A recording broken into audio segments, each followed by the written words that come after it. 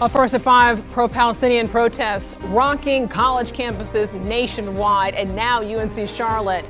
Campus police marched into a quad and then tore down an encampment this morning amid a protest over the conflict in Gaza. At least one person, we understand, was arrested. Queen City News anchor Derek Dellinger has been watching the developments all day. You're live now at UNC Charlotte's campus. And Derek, there was a protest, from what I understand, that was supposed to start at any moment now. Is that still happening? Well, I'm going to take a look right behind me, and this is where the encampment was. And as you can see, there's nothing really out here right now. We've been told within the last hour or so that there's supposed to be not necessarily a protest march, but a press conference is supposed to be happening at around 6:15, 6:30 tonight in regards to what had happened this morning. More specifically, the encampment being torn down here in this location that is right behind me. And basically, a lot of what we're going to be seeing over the next little bit is in the shadow of what happened this morning when everything here was torn down.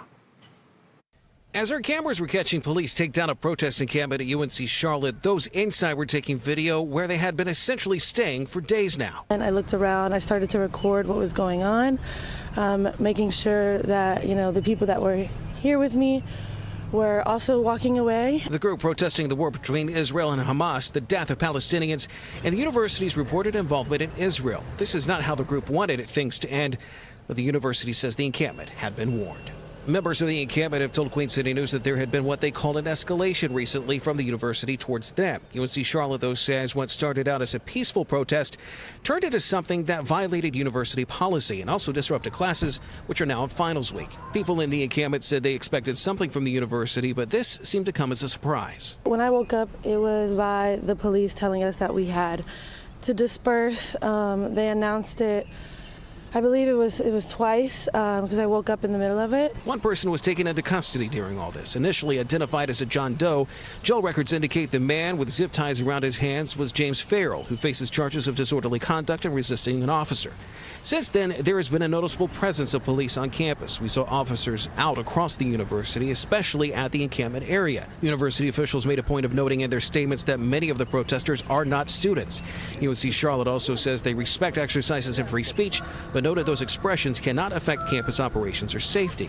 They say that is an issue here. The university said in a statement, "We will uphold any expressive activity that respects the time, place, and manner restrictions established to permit the university to operate and serve its mission, and will address any activity that does not." And what happens next for the members of that encampment is still, actually, it's still kind of up in the air. We're still waiting for word on what the encampment members plan on doing. Again, we are told that there's a press conference that's set for around 6:15, 6:30 tonight. We will be there for it, and we will let you know what happens. We'll also have an update for you coming up at 6. For now, we're live at UNC Charlotte. Derek Dellinger, Queen City News.